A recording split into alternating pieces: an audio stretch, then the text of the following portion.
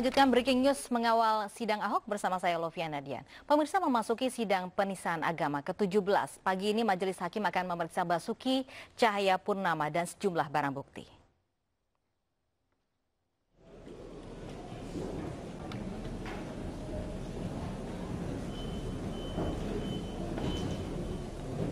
Hari ini calon gubernur petahana DKI Jakarta Basuki Cahayapurnama akan menjalani sidang lanjutan penistaan agama yang ke-17.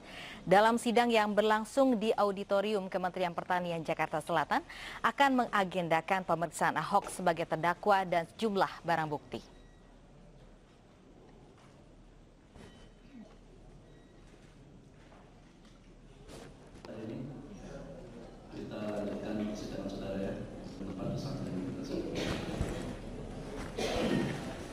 Dan sesuai penundaan sidang yang lalu, hari ini ada berapa yang akan dihadirkan?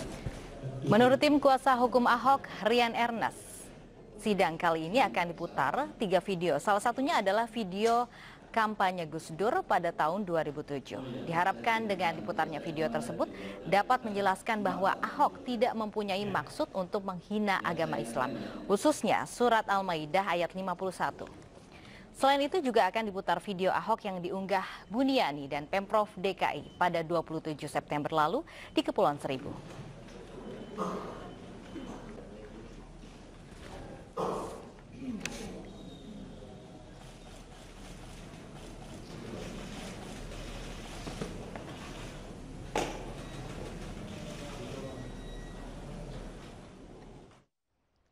Sidang ke-16 perkara penodaan agama dengan terdakwa Basuki Cahayapurnama atau Ahok yang digelar di Auditorium Kementerian Pertanian Ragunan, Jakarta Selatan.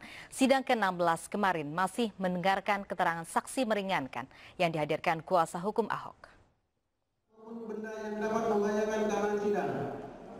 Ke-16 pekan lalu mendengarkan keterangan saksi ahli yang memasuki tahap akhir pemberian keterangan.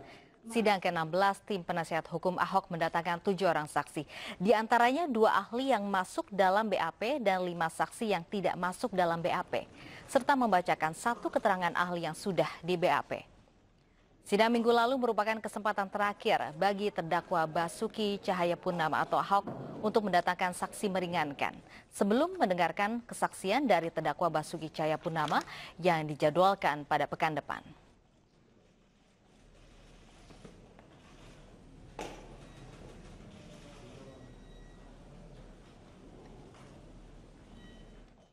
Sidang penistaan agama ke-16 dengan terdakwa Basuki Cahayapurnama pada Rabu minggu lalu membuka fakta-fakta baru. Saksi ahli memberi keterangan yang meringankan terdakwa.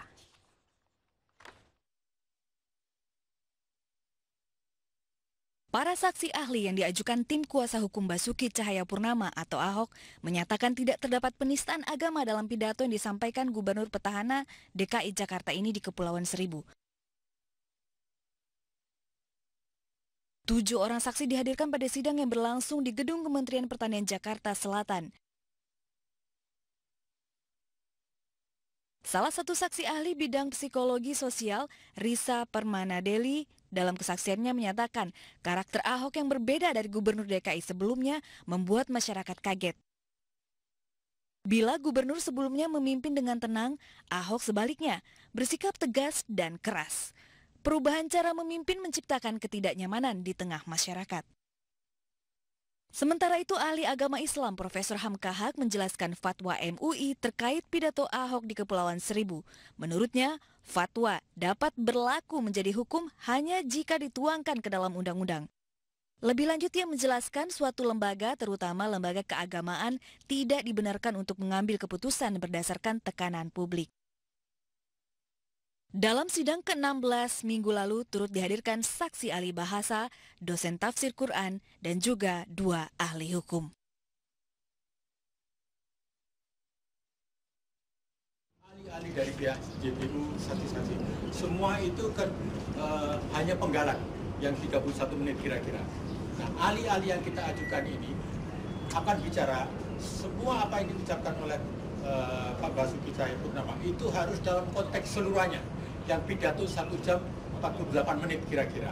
Nah, itu dalam konteks nanti ahli bahasa, ahli sosiologi, itu akan menjelaskan bahwa itu nggak bisa penggal begitu saja. Konteksnya bagaimana?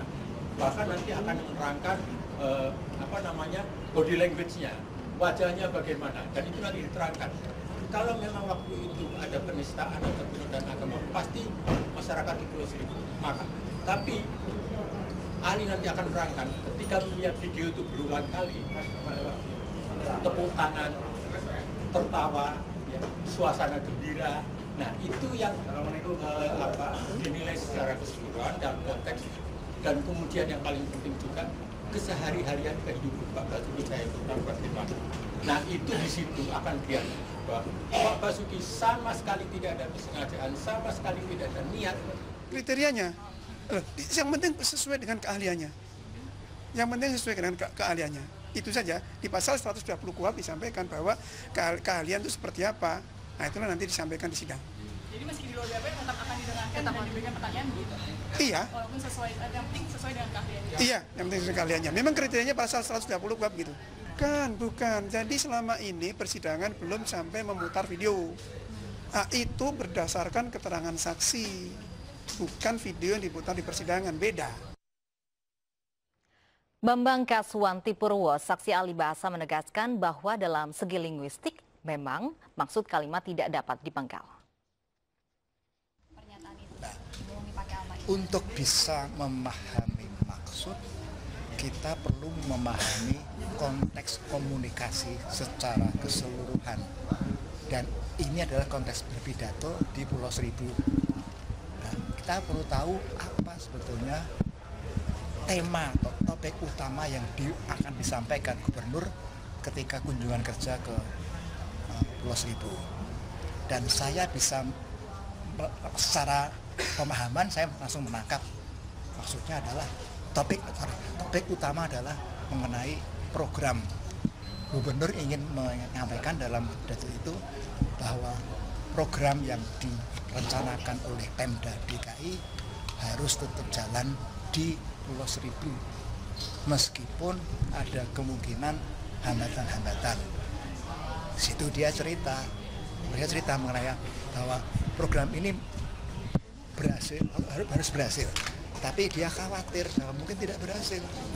Ini dikatakan di situ. Mengapa dia khawatir? Nah, disebutkan tadi cerita pengalaman dia mengenai pilkada yang sebelumnya dibandingkan dengan pilkada yang belum terjadi, sehingga ketika muncul kata yang disorot, kalimat yang disoroti selama ini dibohongin pakai surat Al-Maidah, itu sebetulnya bukan itu fokus utama dari pidato di Pulau Seribu. Itu hanya ilustrasi saja, penjelas terhadap misi utama gubernur.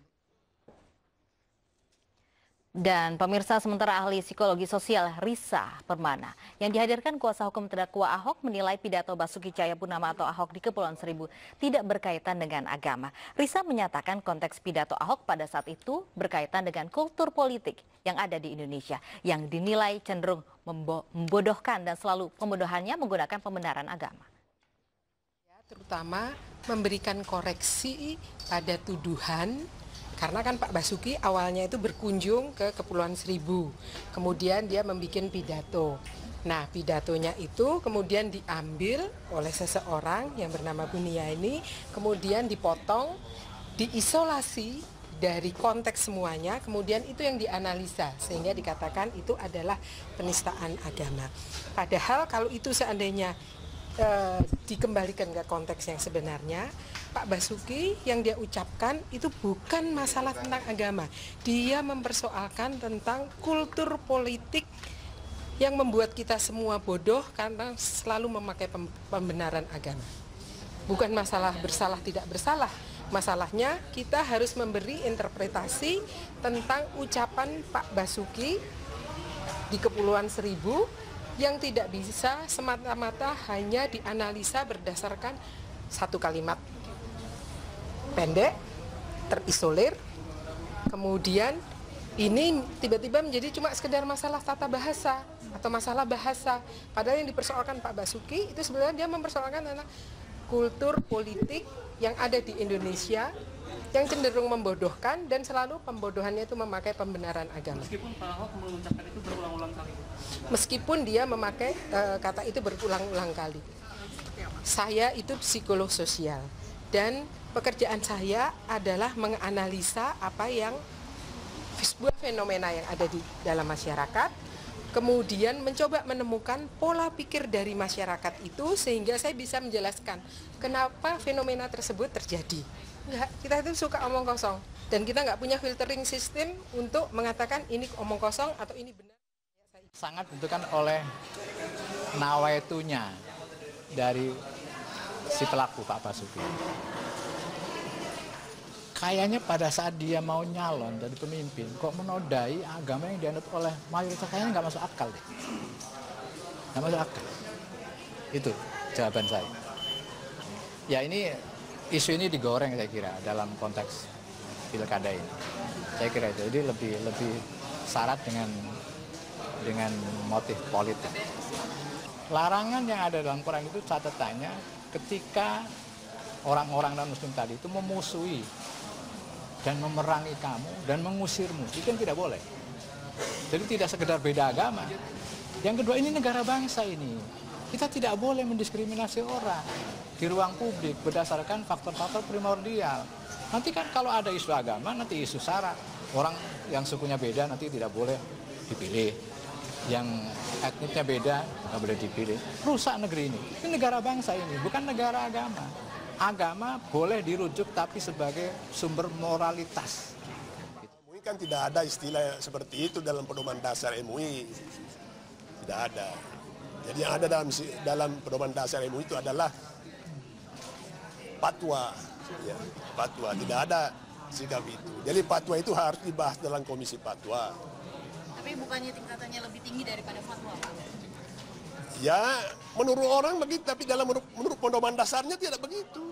Kita kan berorganisasi sesuai dengan pedoman dasar, anggaran dasar, bukan berdasarkan kemauan orang per orang, ya kan? Ketua MUI kemarin Nah, biar ketuanya. Apakah ini MUI milik ketuanya? MUI ini harus milik. Tidak ada di situ. Apa itu sikap keagamaan? Ya kan?